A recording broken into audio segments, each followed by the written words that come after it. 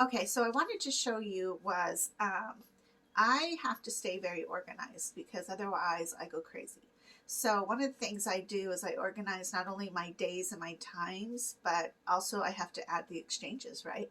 So I came up with a basic schedule, and it starts out really great. Like, I'm up at 5, at 5:30 I work out.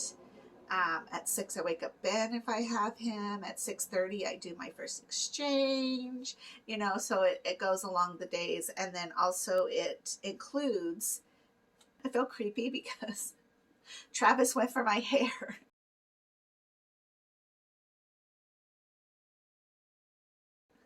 And although I did shut the sliding glass door a little bit so that he stays outside. So what I think he's doing is he's flying out and around the corner of the building, because I live actually on the corner, and then coming in the front door. But I don't encourage him to come in, but I don't mind if he comes in. The problem is Ben doesn't like it. I try to make sure that he's out by the time Ben comes, and then he just doesn't like, and they have like a weird buzzy noise when they hit the ceiling and they're trying to get out. So, and it is a little creepy. And when he dive bombs me, sometimes it's like a little unnerving. So, but I work really hard at not panicking, whether it's wasps or bees or whatever, because panicking gets you in more trouble. So I tell my kids, panicking gets you in more trouble than just relaxing and figuring it out. But I try not to kill anything, except for cockroaches. You guys know I do not like them. So, and I don't do the killing. So actually I don't do any of the killing. So anyways, what I realized this morning though was, one, I'm really tired. Like, this is 2 weeks of me working out every day. And sometimes for me, working out is just taking a 20-minute walk. I want to say that the people that I follow, either they're my personal trainer friends, or they're people online, or they're people who are just in the fitness industry. Across the board, for the most part, there's a good, if you can get in a good 20-minute workout, that's good enough. And for us on dialysis, sometimes that's all we can do. Like I was explaining yesterday, sometimes taking a nap all day is all we can do. And that's okay. So when I say that I work out, it really flex. So I really do like the Less Meals program. I try to do them every day. But Saturdays tend to be the day that I don't do it. Just because I don't know what my day's going to have, whether it means that I'm going on a fishing trip, whether it means that I need to take that day to rest, whether it means I'm going out later that night, I'm going to go dancing. So that's how I kind of calculate my workouts on Saturday is, okay, if I'm going dancing, that's my workout. If I'm going fishing, obviously I'm going to go for a good hikes or like some walkabout, and that's going to be my workout. So don't think that I'm at the gym. In fact, I don't go to the gym, but don't think that, like I am exhaustingly sweating myself to death. No. In fact, this morning, on my schedule, it says to work out at 5:30, and then I realized I can't do my aerobic workout at 5:30. I could, but I'd probably piss off my neighbors underneath me. As it is, I'm pretty active, opposite of what they're active, and that's fine. Like, they will be up till 2 or 3 in the morning and I can hear them.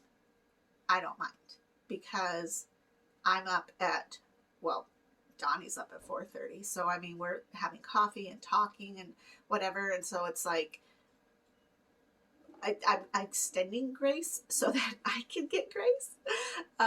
So I try not to push the boundaries too much, but I did realize this morning, like at 5:30, I can't do an aerobic workout to them. So I'm going to have to like revamp my schedule and kind of play around with it a little bit differently. and that's just my workout part of my schedule. That's not necessarily my getting up schedule, because I do find that if I get up at 5:30 and I'm actively doing something, I'm not as sluggish all day. Although today let's see, I worked out, I had something to eat, and I was waiting till my 12:30 drain, and I want to say it was about 11:30 then. I took a nap. I was exhausted. I just laid down here on this little couch and took a good 30-minute nap, and I feel refreshed and better. And there's a part of me that still wants to take a nap, but I'm going to try to resist against it because there's a whole bunch of stuff that I need to do. So, but it's just so funny. Like I, as much as schedule-y as I can be, it's like, oh, I can't work out that early. So one of the funnest things that we can do when it comes to working out is we can ride a bike. Now you can see my stationary bike back there, Les Mills or Peloton. I'm not sure about Beachbody, but there's those two at least that do a biking program. And let me tell you, you can have fluid in you and still do the program because you're not jumping around necessarily. And this morning I did take it a little easy once I did do, so in Les Mills, they have the RPM program. They have a whole bunch. Like, it is worth every penny. But they also have, it's called Body Step. So it's basically like step aerobics, but really fun. And they've changed it all across the board. So it's not no Jade Fonda, but it's similar. So, and let me tell you, all sizes are on there doing the job. So you don't feel like you're going slow, I guess. And what I appreciate is that they really do take in consideration all body types, but also like fitness levels. A lot of times in those programs I will have to do, and we will have to do if you are on dialysis, more so the pregnancy route, because we can't lay on our stomachs, which is kind of like yay, because you can't do certain exercises. And you can't, you don't want to tear your peritoneum. So because of that, you want to be very cautious when you work out, and you have to modify a lot of things. On the bike, not at all. You're good to go. Biking and swimming are two of the best things you can do, but I don't encourage swimming because I don't want your peritoneum to get infected. And it's just way too risky. I think way too risky to even consider swimming, but there could be people out there that do it, and you guys know how. And I also wondered, somebody told me, because I was saying that I missed my opportunity of swimming with sharks. And they said, well, what if you wore a wetsuit? How dry do you stay in a wetsuit? And I don't know that answer, but that's a great idea. However, ocean water is different because of the salt in the ocean water versus, God forbid, a public pool, even a family pool. Like, just don't do it. You know, your cute little nieces and nephews, they're still going to pee in the pool.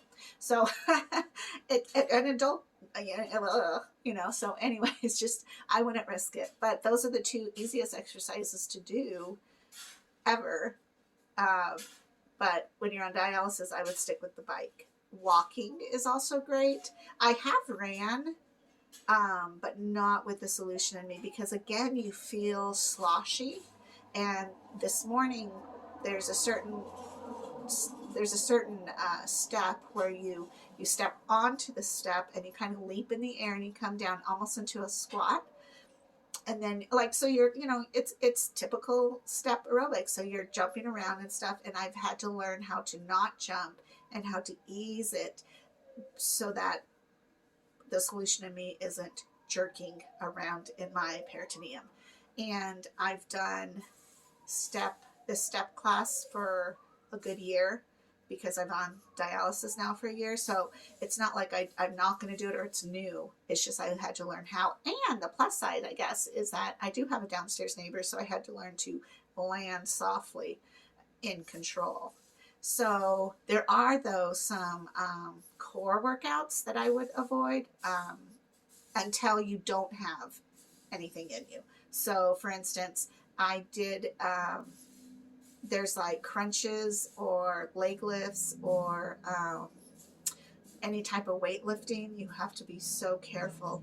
But when you don't have the dextrose in you, then you can be a little bit more planks. One time I did do planks and I did do push-ups all in the same hour of that whole workout. So the next day I could definitely feel very tender in my peritoneum and my ab area, and I didn't know, you can't tell whether that's your abs or if that is your peritoneum. So I wasn't going to risk it. So now I will do one or the other. And then a lot of times I will like lay on my back and do leg lifts in the air while they're doing like hardcore crunches or, you know, whatever that is, if I have the dextrose in me. If I don't have it in there, then I don't have to really worry about it. I just have to be very cautious. So now on the bike, I can do it anytime, day or night. Sometimes I'll do it twice a day. So anyways, I thought I would go over that because I thought it was funny how I made up this schedule and I was like, I'm sticking to it. And I'm really good with sticking with schedules. I'm like, wait a minute, it's Tuesday, it's 3:30. What do I doing? You know, because to me, that is so much easier than being like, what do I have to do now? Like, I don't have to remember stuff.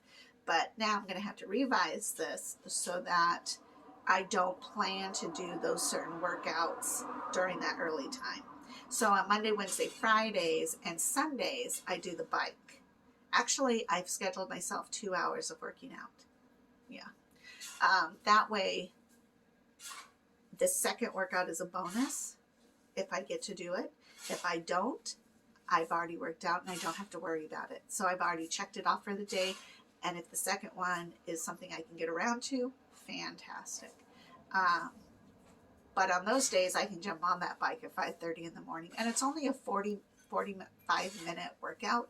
And by the time you're done, you're like, oh, wow, that flew by, you know. So it's just, to me, a really good way to get some exercise. I also want to start incorporating running in the morning. So maybe on Tuesdays and Thursdays, when I'm not doing the bike so early, I'll go for a run and then use my second workout to do some of the other things in that program, in the Less Meals program. So anyways, that's what I do. And I'm going to let you go because I've got to go pick up Ben here pretty quick. And I got to make sure that Travis is out. And I will talk to you guys later. Thank you and have a good day.